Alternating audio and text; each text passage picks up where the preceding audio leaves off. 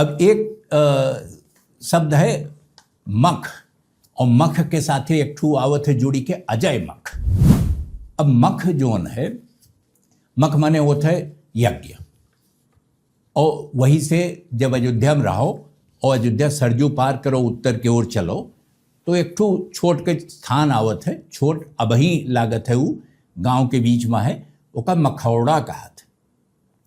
तो मखौड़ा वह जगह हुए जहां दशरथ आई के पुत्रेष्टि यज्ञ किए रहे, और ओकरे बाद उनके यहाँ संतान पैदा भई, राम लक्ष्मण भरत शत्रुघ्न पैदा भई।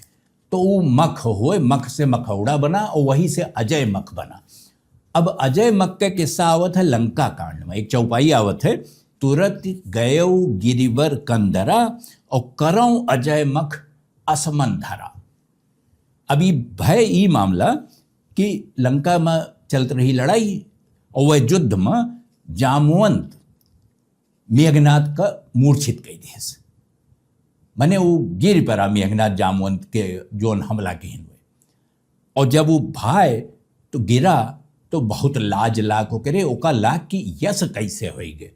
तो वो मन में अपने कहिस कि अब हम जाब और अजय मख करब। अजय मख माने यश यज्ञ करब, यश तपस्या करब कि वो हमें विजेता बनाए दे, हमरे सामने क्यों टिक ही न पावे। और वो गिरबर कंदरम चला गए, गुफा में चला गए।